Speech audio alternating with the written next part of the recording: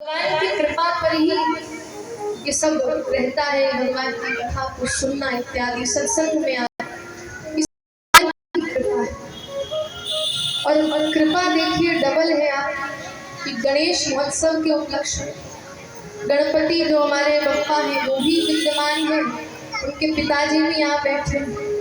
और उनके पिताजी ऐसे वैसे नहीं है, उनके पिताजी कथा के रसिक हैं। आपको पता है शंकर भगवान कथा के इतने प्रेमी हैं कि कहीं भी कथा होती दौड़े दौड़े चले आते हैं। भगवान शंकर तो ऐसे हैं कि उत्तर में रहते हैं, कैलाश में रहते हैं। और भैया कहते हैं एक बार त्रेता युग में कुंभज ऋषि कथा करने लगे तो उत्तर से दक्षिण पहुंच गए। कुंभज ऋषि ने पूछा, अरे प्रभु आप क्यों आए? शंकर जी कहते अरे मैं तो कथा सुनने आया। तो कथा कितने बड़े प्रेमी शंकर भगवान, उनके सानिध्य में बैठकर आपको कथा सुनने का मौका मिल रहा है तो आप तो डबल सौभाग्यशाली हो। भागवत जी मिल रही है, भगवान शिव है, गणेश जी है और दिव्य प्रांगण है। तो इसीलिए आप सभी श्रोता बंधुओं से, जितने यहाँ श्रोता बंधु बैठे हैं, उनसे मेरा यही निवेदन है कि देखो 7 दिन हमको मिले हैं। ये 7 दिन कोई साधारण दिन नहीं है। इसको यही आप सोचना कि भगवान ने 7 दिन हमको दिए हैं क्यों? कि हम भगवान को जाने कौन है भगवान, भगवान रहते कहाँ है, भगवान की कृपा क्या होती है। हमने तो भगवान को देखो अभी एक मूर्ति मान रखा है। सच बताऊं, बहुत से लोगों ने भगवान को अभी एक मूर्ति के समान माना, कुछ नहीं। तो ये 7 दिन हमको मिले हैं भगवान को समझने के लिए कि आखिरकार वो परमात्मा जो नित्य है, जो अविनाशी है, जो घट घट वासी है, वो आखिरकार परमात्मा है। परमात्मा क्यों विभिन्न प्रकार के अवतार लेते हैं? तो ये 7 दिन हमें भगवान को जानने का मौका मिला है।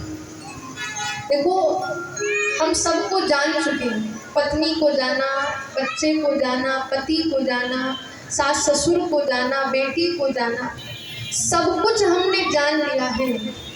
पर आज तक हमने उस परमात्मा को नहीं जाना जिसने हमें संसार में भेजा। आज तक हमने नहीं जाना।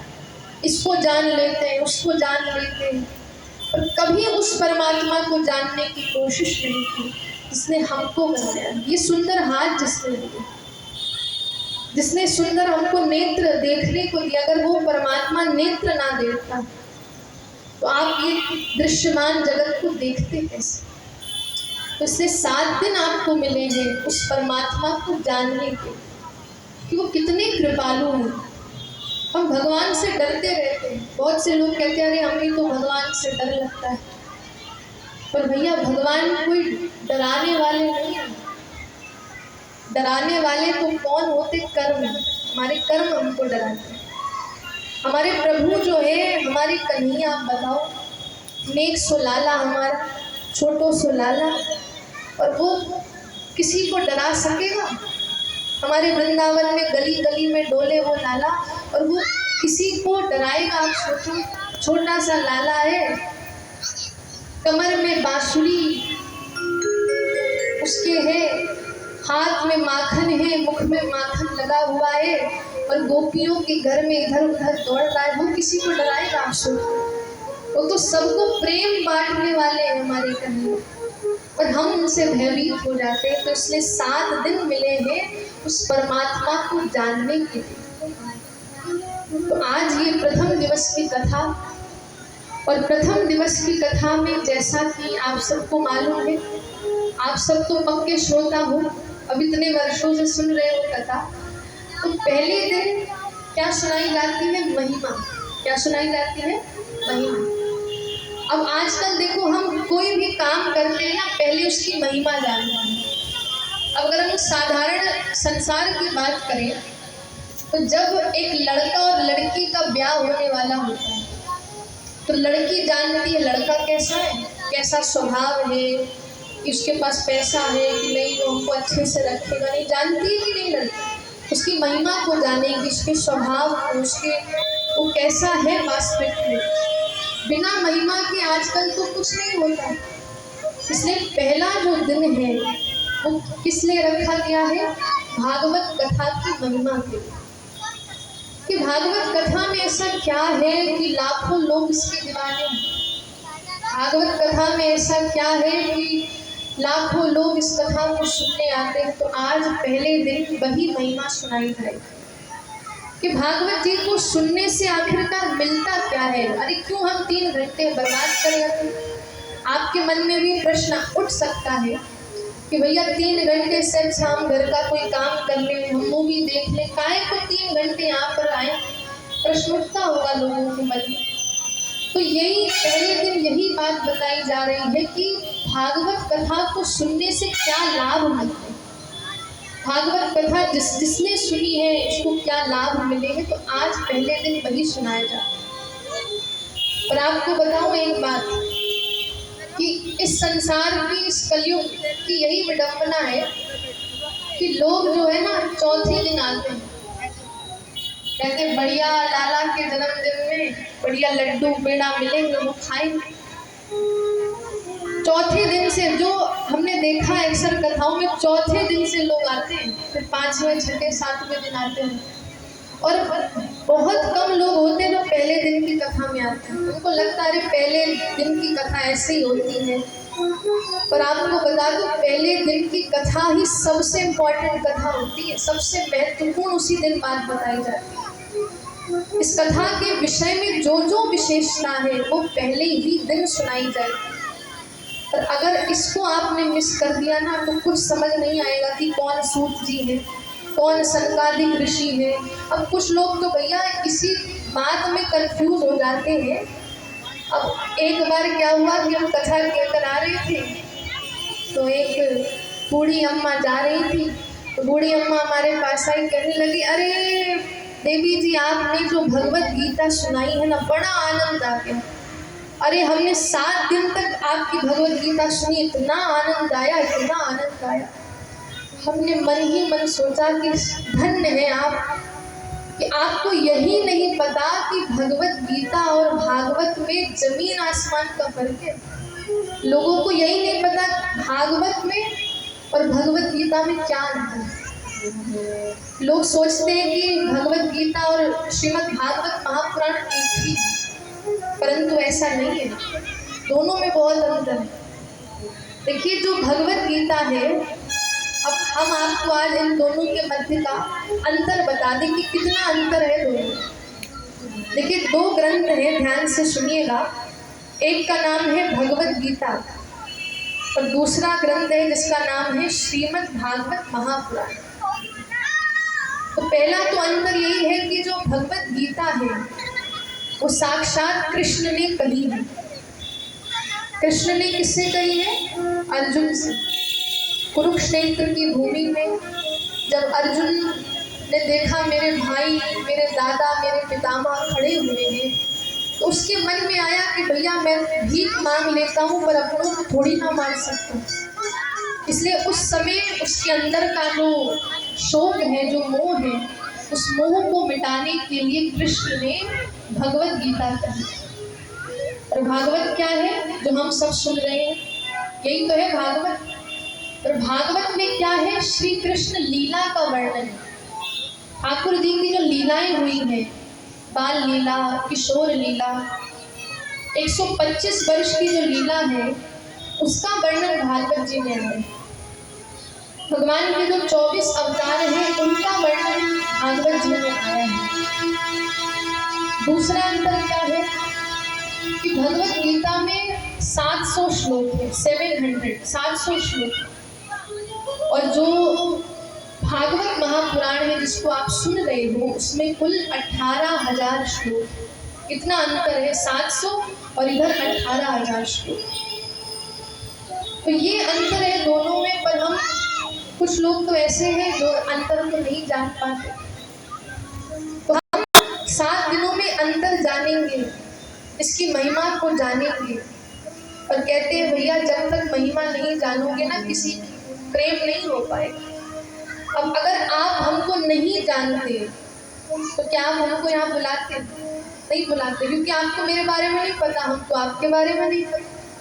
जब तक महिमा नहीं पता हो किसी की, तब तक प्रेम हो ही नहीं सकता, तब तक प्रीति होगी ही नहीं। इसलिए आज का जो प्रथम दिवस है, उसमें हम आपको श्री ठाकुर जी की जो ये वाङ्मयी प्रतिस्वरूपा है, जो ये श्रीमद् भागवत महापुराण है, उसके महिमा का वर्णन आपके समक्ष करेंगे। तो इसलिए ध्यान से आप सब सुनिएगा। और ये भागवत जी तो इतनी विशेष है, इतनी विशेष है कि इसमें तो सबसे जो महत्वपूर्ण जो सुंदर शिक्षा मिलती है, जो हमारे गुरुदेव भगवान जी कहते हैं। और हमने प्रथम अभी जब शुरुआत भी की थी, तो उसमें भी आपको बताया था संकीर्तन के विषय में। संकीर्तन के विषय में कहा था ना कि संकीर्तन जो होता है, उस कलयुग में सर्वश्रेष्ठ साधन है। हम जिस संप्रदाय से हमने गुरु दीक्षा प्राप्त की है, उस संप्रदाय में तो भैया सिर्फ संकीर्तन की महिमा है, नाम जप की महिमा। सिर्फ संकीर्तन करो, तुम्हारे सब पाप नष्ट हो जाएंगे। आप सिर्फ एक बार हरे कृष्ण कृष्ण कृष्ण हरे हरे, हरे राम राम राम हरे हरे एक बार कह दो, तो श्री हरि का नाम ऐसा है आपके समस्त पापों को जला दे। कृष्ण नाम में इतनी ताकत होती। नाम को आप ऐसा साधारण नाम ना समझो कि आज के मनुष्य का जो नाम है वैसा नाम नहीं है। कृष्ण का एक नाम जिह्वा से निकल गया आपके, तो समझना जन्म जन्मांतरों के पाप कट जाए। कृष्ण नाम की इतनी महिमा। भागवत जी में वर्णन आता है, कृते यध्यायतो विष्णु त्रेतायाम यज्जतो मखि, द्वापरे परिचर्यायाम कलौ तद हरि कीर्तनात्। ये भागवत जी का श्लोक है। और इस श्लोक में एक बहुत सुंदर बात बताई गई है, ध्यान से सुनिएगा, प्रेम से कह दीजिए राधे राधे। देखो पिछले वर्ष भी हमने बताया था कि कथा में जब आओ ना, तो एकदम रीढ़ की हड्डी सीधी करके बैठिए। अब देखो आपके लिए हम 3 घंटे ऐसे ही बैठे रहेंगे, सिर्फ आपके लिए। और अगर आप ऐसे झुकोगे, ऐसे करोगे, तो नींद तो आएगी, आती ही है। अगर झुक जाओगे ना, तो निद्रा देवी अपने आप आपको अपने ऐसे चंगुल में कर देगी। निद्रा देवी नहीं चाहती कथा सुनने दे। निद्रा देवी तो कहती है कि ये जो मानव है ना, कथा सुने ही ना।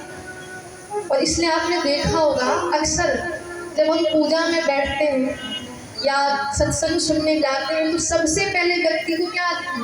नींद आती है कि नहीं? तो इसके पीछे का यही कारण है। निद्रा देवी कहती है भैया कोई कथा नहीं सुनेगा, सब सोते रहेंगे, पर हम तो आपको जगाने आए हैं, है ना, जगाने आए हैं। तो ये ठाकुर जी की कथाओं के जो श्लोक है, वो इसलिए तो आए हैं कि हम सब जागे। जो हम निद्रा में, चिर निद्रा में सोए हुए हैं, हम आपको जगाने ही आए हैं। हमारा काम यही है, जो सोए हुए मानव है उसको जगाओ। ठाकुर जी ने यही हमको आदेश दिया है कि भैया जो सो गए हैं ना, अब वो वाली निद्रा नहीं, सो गए अर्थात भगवान को जो हम भूले बैठे हैं, उनको जगाने ही तो हम आए हैं, हमारा यही तो काम है। तो इसलिए निवेदन है कि भैया रीढ़ की हड्डी थोड़ी सीधी करके बैठो। अब जिसको भैया समस्या बूढ़े लोग का, तो हम समझ सकते हैं, अब बूढ़े हो गए हैं तो ऐसे बैठना ही पड़ता। भैया जो जवान है हट्टे कट्टे, अब वो भी भैया झुके जा रहे हैं। अरे आप सब तो जवान यहाँ बैठे हो, युवा पीढ़ी बैठी और ऐसे झुके झुके बैठोगे, आनंद कहाँ से आएगा? फिर हमको भी झुकना पड़ेगा, हमको भी नींद आएगी। तो आप भी सब ध्यान से बैठो, एकदम सीधे बैठो। तो इसलिए हम वर्णन कर रहे थे श्लोक के माध्यम से कि कृते यध्यायतो विष्णु त्रेतायाम यज्जतो मखि, द्वापरे परिचर्यायाम कलौ तद हरि कीर्तनात्। भगवान श्री हरि ने 4 युगों की स्थापना की है। सतयुग, त्रेता, द्वापर और कलयुग, 4 युग हैं। और देखिए हर युग में भगवान को पाने के लिए अलग अलग अलग साधनों का वर्णन है। तो भागवतकार कहते हैं कि जो सतयुग है, सतयुग में भगवान को पाने का जो माध्यम है वो क्या है? ध्यान। क्या है? ध्यान। और गोस्वामी तुलसीदास जी कहते हैं चौपाइयों के माध्यम से, आइए हम श्रवण करते हैं। कृतयुग सब योगी विज्ञानी, कृतयुग सब योगी परिहर ध्यान करहि भव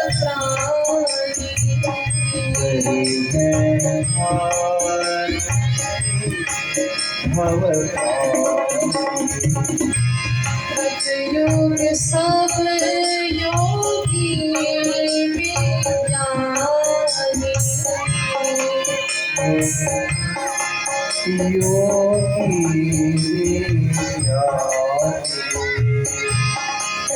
हरि ध्यान करहि भव प्राणी,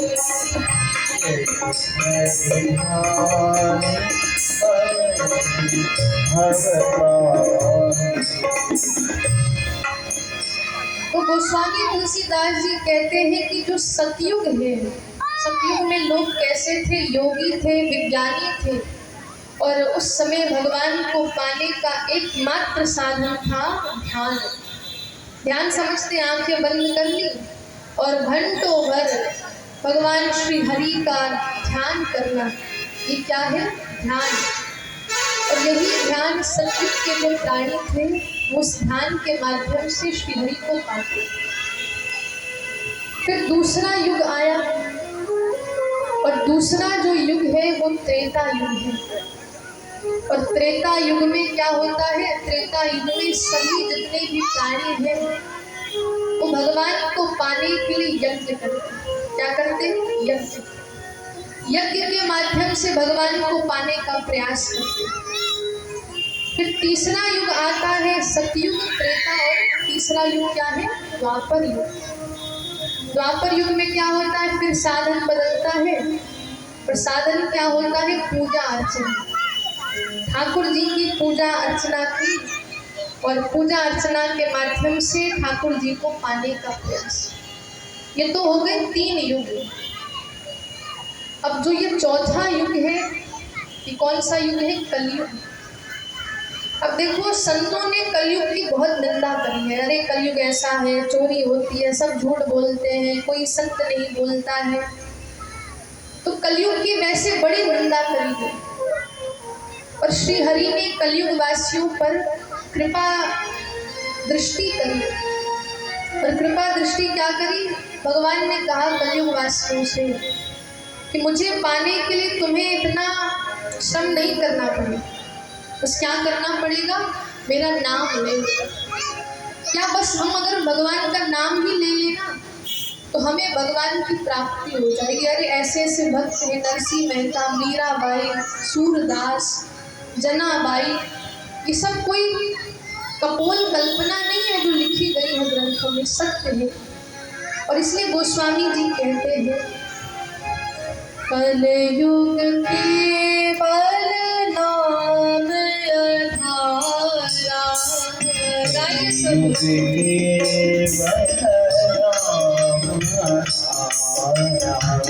सुमिर सुमिर नर नहीं पारा, सुमिर सुमिर नर कलयुग केवल नाम अधारा, कलयुग केवल कलयुग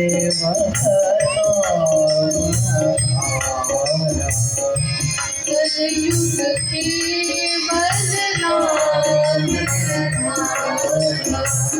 कलयुग